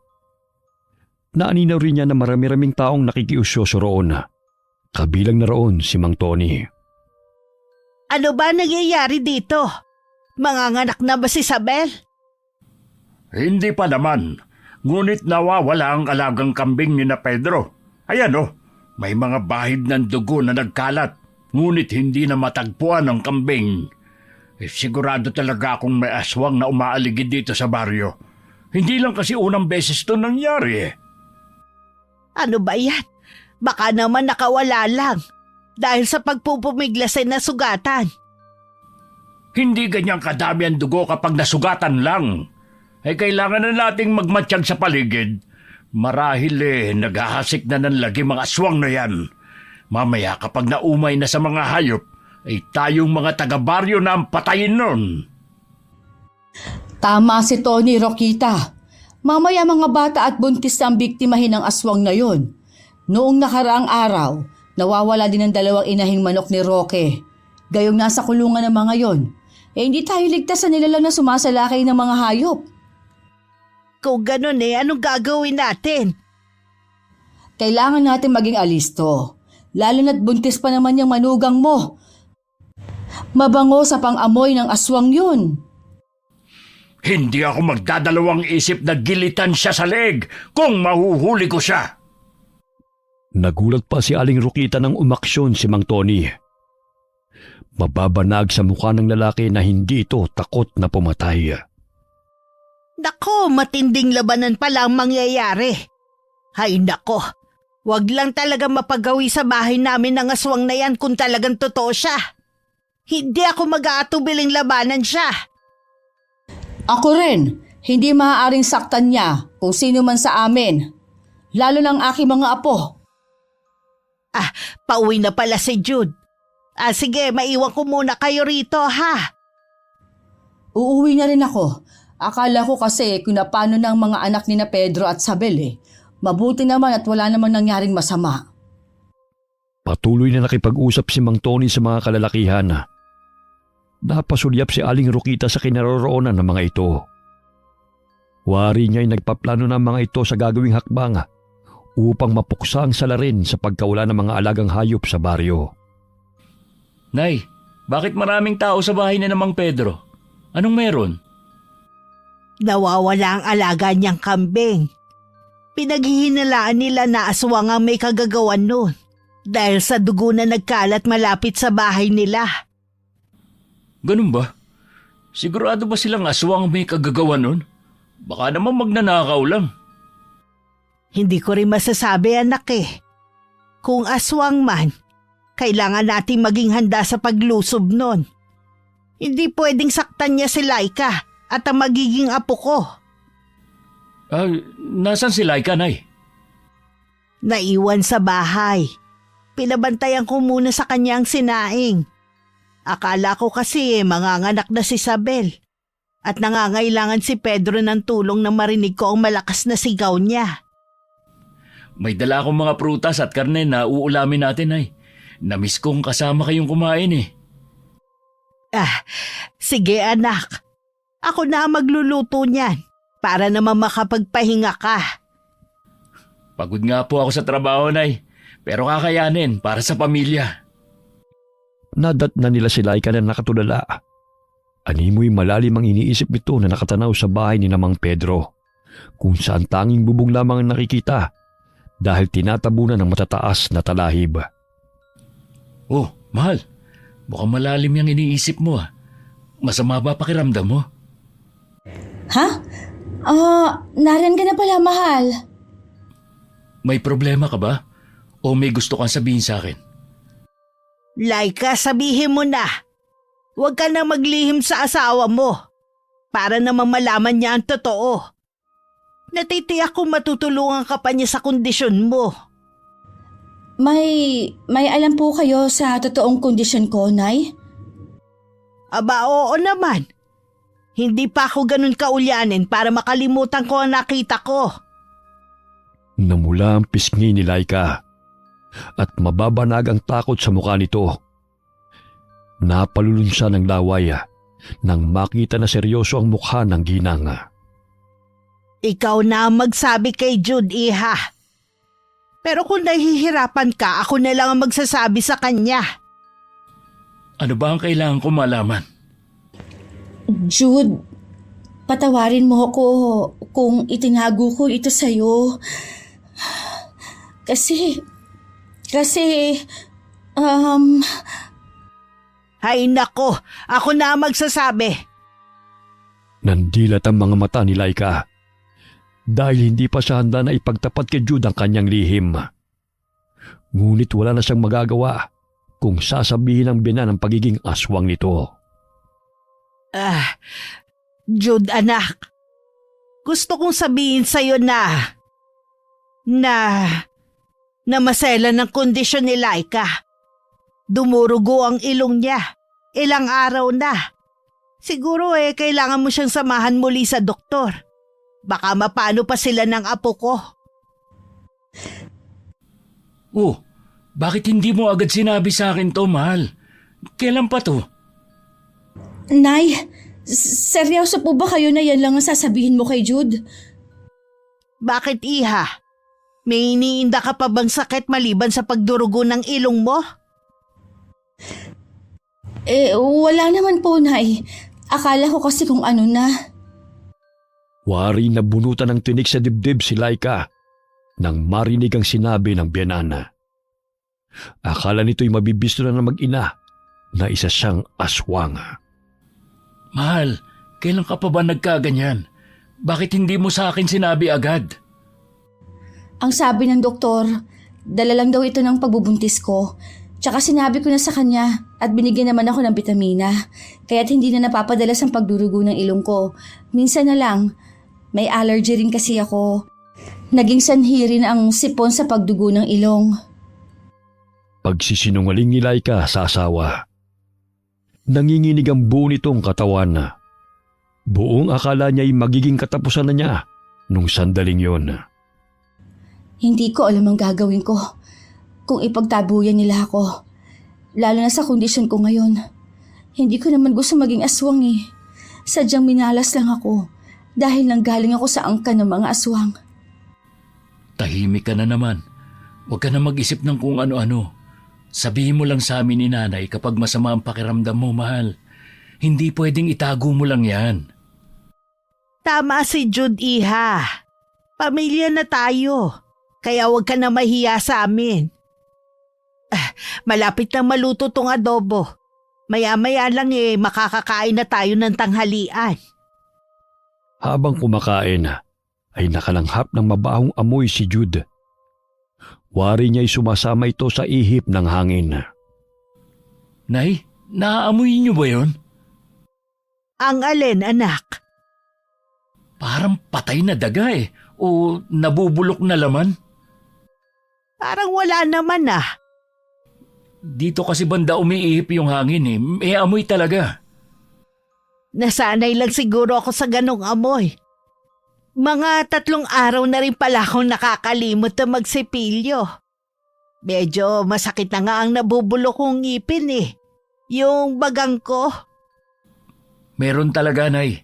Tsaka ang layo naman natin sa isa't isa para malanghap ko pa yung hininga mo. Siguro patay na daga o palaka lang. Kaninang umaga kasi habang nagwawalis ako may nakita akong patay na palaka Sinigaan ko kasama ang mga tuyong dahon. Baka marami pang patay na palaka sa paligid. Mamaya hahanapin ko. Nawawala-wala naman ang amoy Sumagi sa isipan ni Laika na maaaring nabubulok na laman ng mga hayop na kanyang inilibing. Ang sanhi na mabahong amoy. Gabi. Napabalikwas ng bangon si Laika nang makaramdam ng pag-init ng katawan. Bagamat hindi siya pwedeng lumabas ng bahay dahil alam niyang alerto ang mga tao sa baryo. Hindi pwede to. Kailangan kong pigilan ang aking sarili dahil ikapapahamak namin ang anak ko kapag nahuli ako ng mga tao. Mahal, may masakit ba sa'yo? Bakit parang balisa ka? Pasensya na, nagising pa kita. Medyo nainitan lang ako. Iinom lang ako ng tubig. Dumito ka na lang sa kwarto. Ako na ang kukuha ng tubig na maiinom mo. Magpahinga ka na lang dyan. Huwag mo na akong alalahanin pa. Tinungo ni Laika ang mesa kung saan naroon ang pitsela. Halos maubos niya yun. Ngunit hindi pa rin siya makontento. Ayos ka lang ba, mahal? Oo. Matulog ka na. Gusto ko lang na umupo. Malikot kasi tong anak mo sinisipa ang tiyan ko. Pinigilan ng babae ang sarili na makasipsip ng sariwang dugo. Subalit tila natutuyot ang kanyang lalamunan at humihilab ang sikmura nito. Sumapit ang kabuanan ni Laika. Humilab ang kanyang tiyana, kaya't nagpatawag ng tricycle si Jude. Ay, manganganak na si Laika. Lalabas na ang aking apo. Sandali lang, iha, at nagpatawag pa ng tricycle. Pero kung alanganin narito naman si Osalia na magpapaanak sa'yo. Nay, maselan ng kondisyon ni Laika, kaya dapat sa ospital siya dalhin. Alam ko, anak. Pero tinawag ko lang naman si Osalia Baka manganak nang hindi pa nakakarating sa ospital tong si Laika. Kaya mas mainam ng handa tayo. Sige na, isama niyo na siya. Pakidala na rin yung 2 bag, Nay. Tagaktak ang pawis na binuhat ni Jude ang asawa upang isakay sa tricycle. Magkahalong pagkasabik at pagkataranta ang nararamdaman ni Aling Rokita. Kaya imbis na bagang dalhin ito, kaldero ang kanyang binitbit. Nay, aanin mo yung kaldero. Ay, kaldero, aanhin kita. Ay, bakit ka ba? Ay, sandali, nasa na ang bag? Bakit kaldero tong hawak ko? Iwanan mo na yung kaldero, Nay. Pakibalikan na lang yung bag. Ano ba naman to?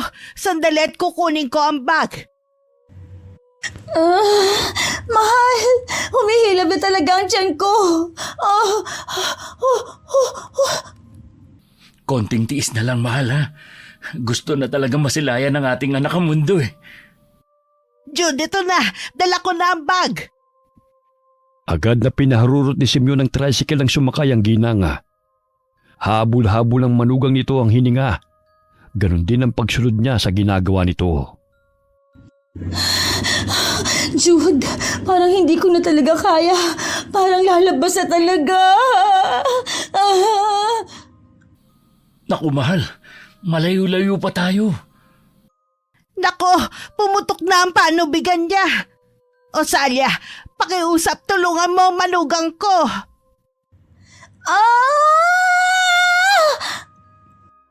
Pinahinto ni Jude ang pagmamaneho ng tricycle.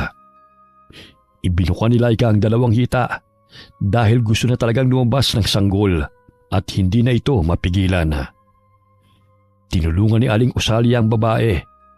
Ilang sandali pa'y sumigaw ito ng ubod lakas kasabay ng pag-iri nito. Ayan na ang ulo, lumalabas na. Dahan-dahan, Aling Osalia. Ingatan niyo po ang anak ko, pakiusap. Huwag kang mag-alala, anak. Magaling na kumadrona si Osalia.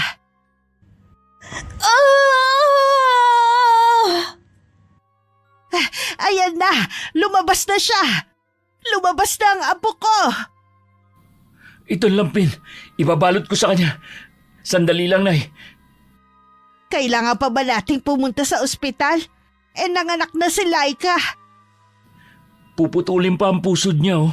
Nakadugtong pa. Wala nga palang dalang gamit si Osalia. O siya, tayo na. Naging ulyanin na rin paminsan-minsan si Aling Rokita. Ngunit hindi may kubli ang saya sa mukha niya nang masilayan ng lalaking apo. Agad na inasikaso ng mga doktor at nurse si Laika at ang sanggol. Mas mabuting suriin ang kalagayan ng mag-ina bago sila umuwi. Matapos ang isang araw na pananatili sa ospital, ay nakalabas na rin sila. Dahil malusog ang bata maging si Laika, ay hindi nagkaroon ng problema sa kalusugan. Mabuti na lang at nagmanang ilong ng aking apo kay Laika. Matangos. Grabe ka naman, Nay. Kahit ganito lang ang ilong ko, bagay naman sa akin. Minana ko lang naman to sa'yo, ah. Ay, oo nga pala. Buong akala ni Laika na matitigil na ang pananabik nito sa sariwang dugo matapos niyang manganak. Ngunit mas nadagdagan pa ang pangangailangan nito. Iyakin tong apo ko Dako, gutom na naman siguro. O Laika, padidehin mo muna. Malusog ang bata sa gatas ng ina. Tingnan mo ang pisngi Isang buwan pa lang nagkalaman na. Ganito pala ang pakiramdam ng isang ina. Puyat, gutom at matinding pagod. Pero napapawi ang lahat ng yon sa tuwing nasisilayan kong malusog niyang mukha.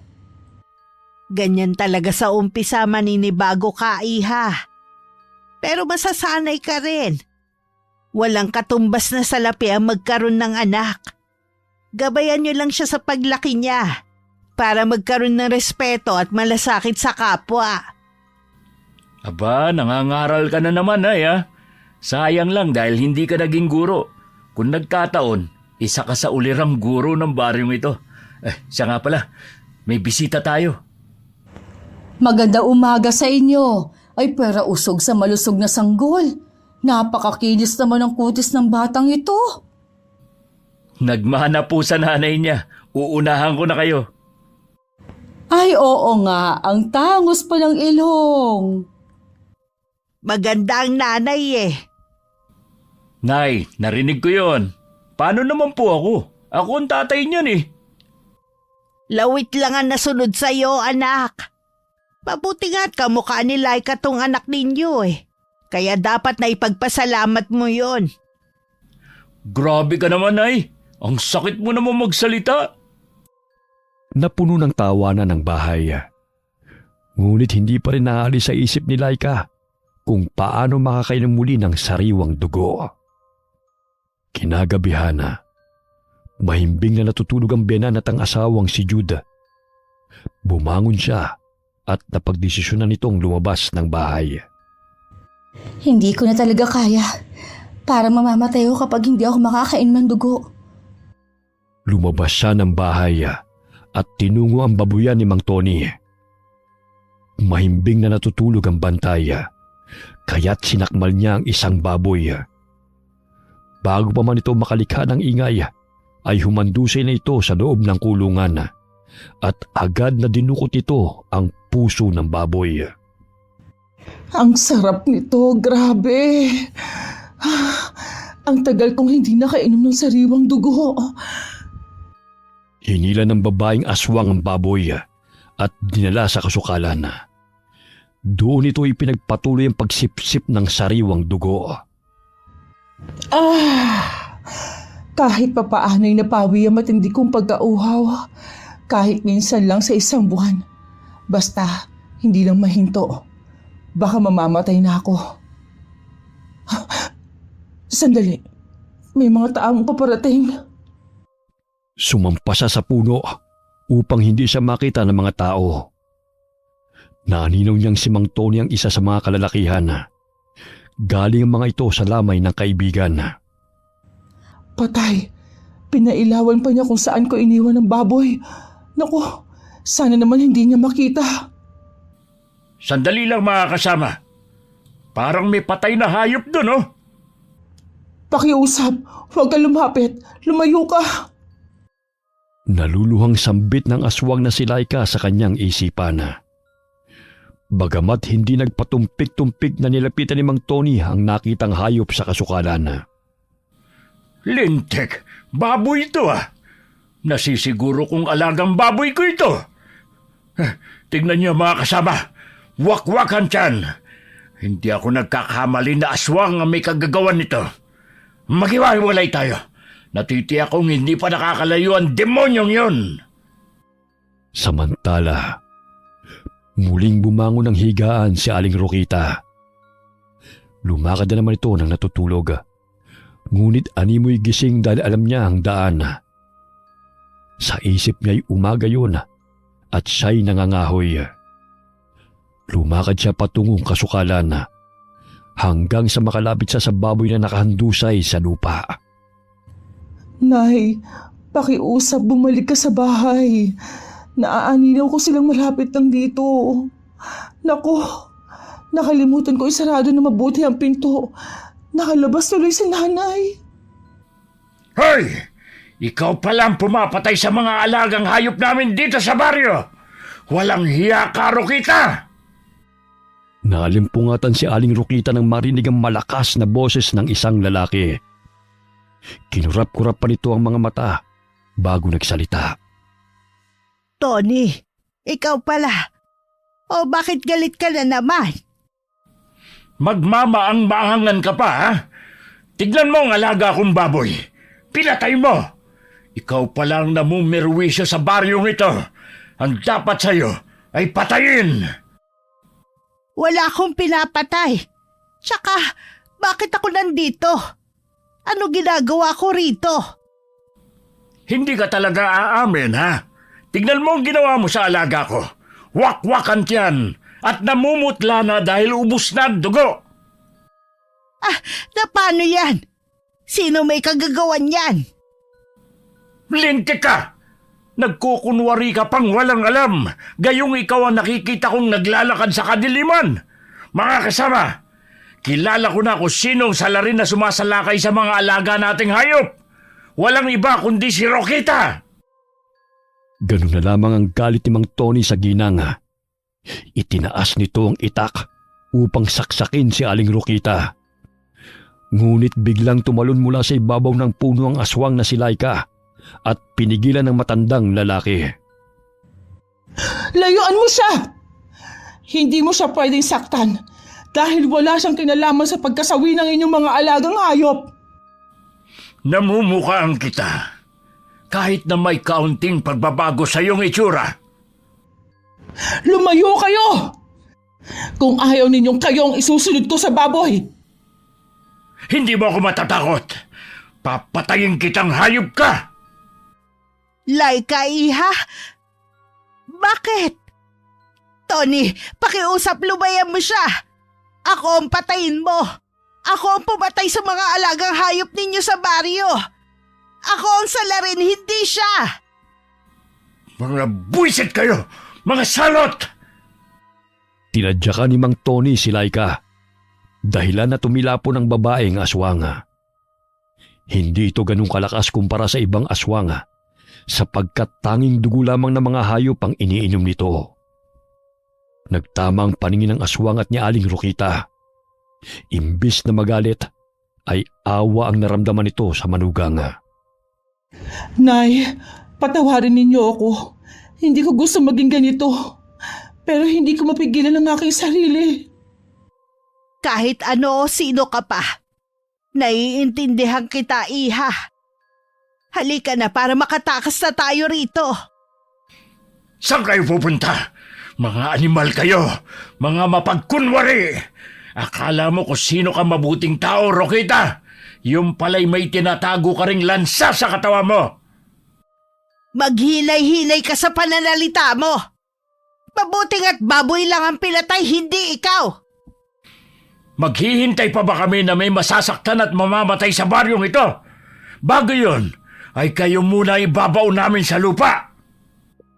Nagtulungan sa pagsugod sa magbiyanan ng tatlong kalalakihan. Nagising si Jude dahil sa ingay na narinig. Napansin niyang wala na sa kanyang tabi si Laika. Sumilip din siya sa silid ng ina at wala rin ito roon. Saan kaya sila nagpunta? Anong ingay yung nangyayari sa labas? Lumabas siya ng bahay bit-bit ang sanggol. Habang papalapit sa mga nag-aaway, naninag niya ang ina at asawa na sinusugod ni Mang Tony at ng mga kasama nito. Hoy!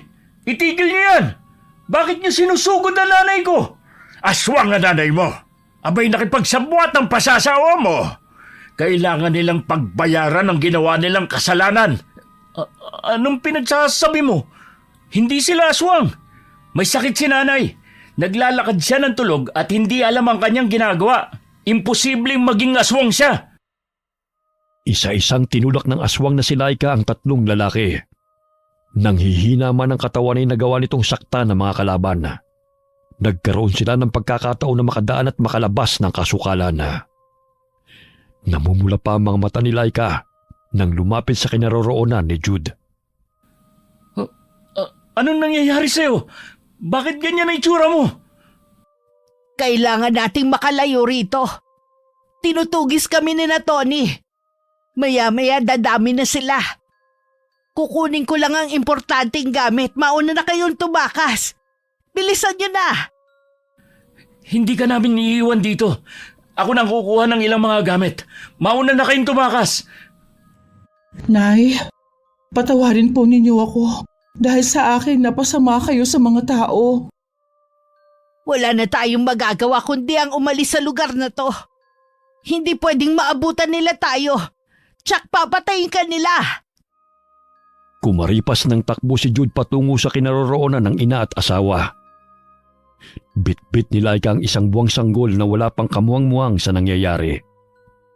Dumadami na ang mga taong humahabol sa atin. Kailangan natin humingi ng tulong kina Simeon. Hindi ko talaga gustong humantong sa ganito, Nay. Nang dahil sa akin, nadamay pa kayo. Nay, ayos lang ba kayo?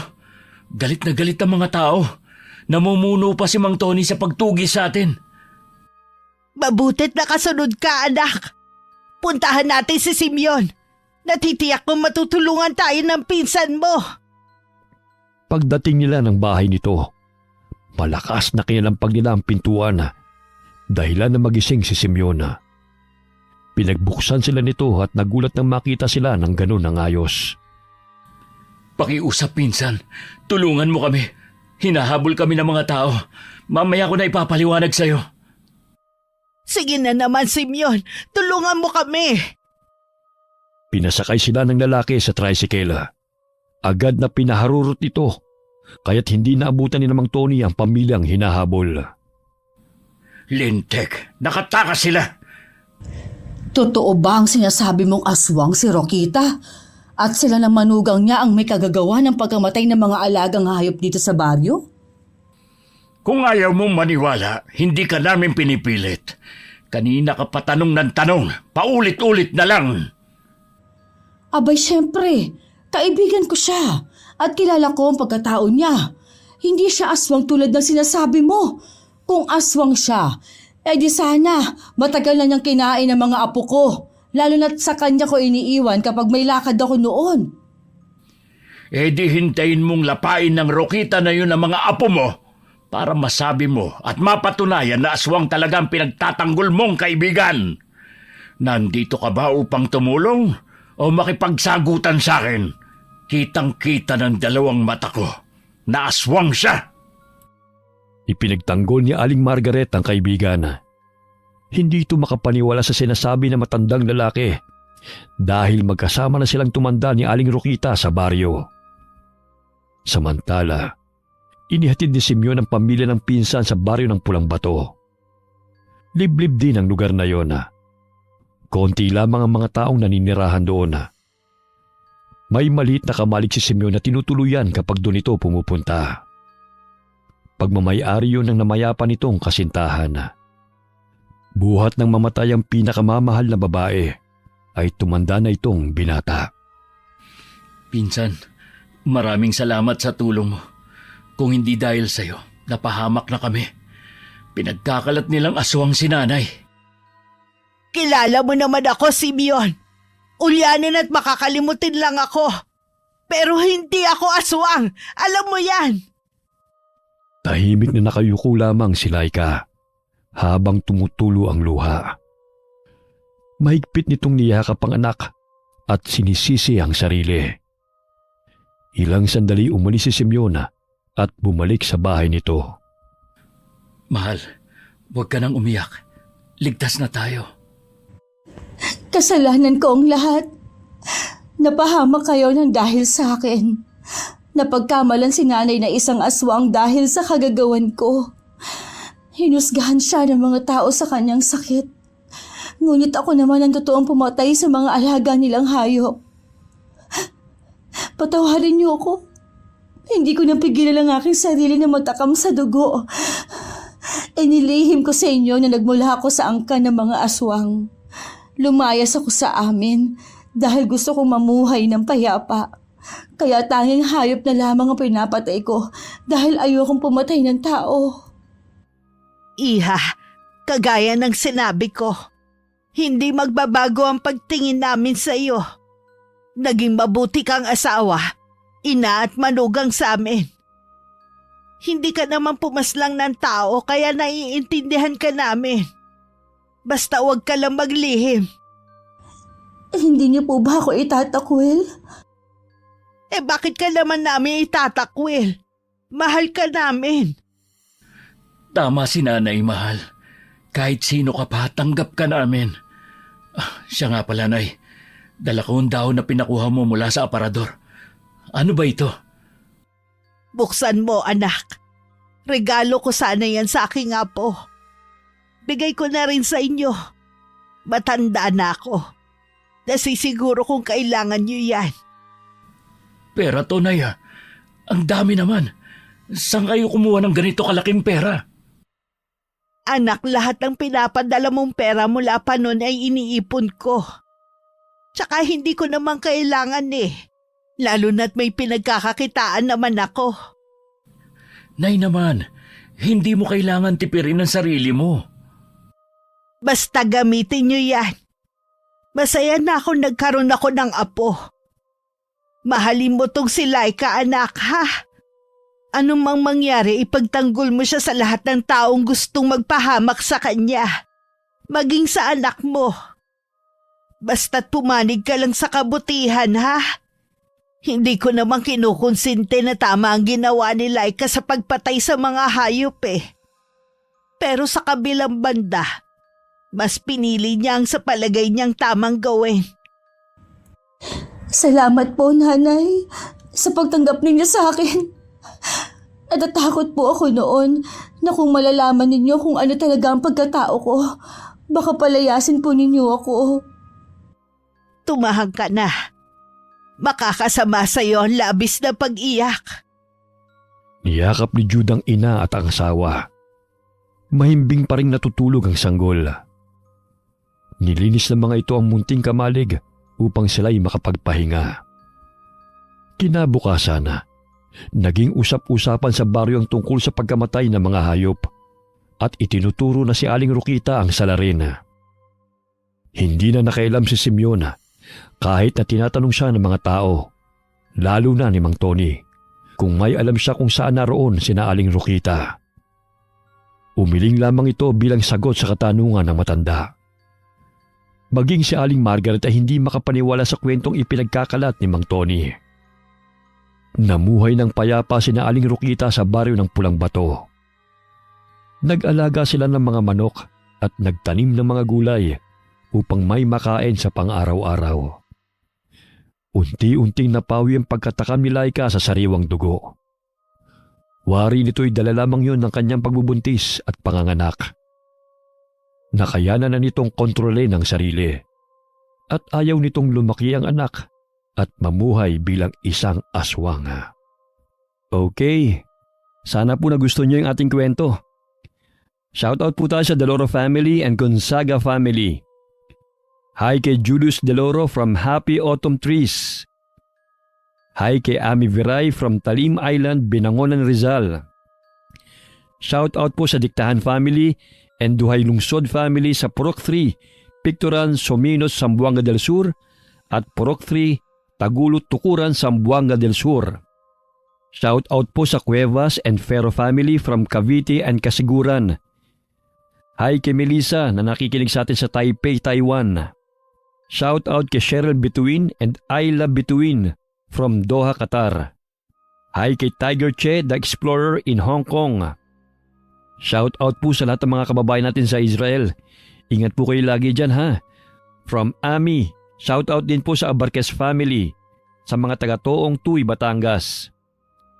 Okay, maraming salamat po sa inyong lahat. Kita-kita po ulit tayo sa susunod naming kwento. Lagi po nating tatandaan na mahal po tayo ng ating Panginoon. God bless po sa inyong lahat.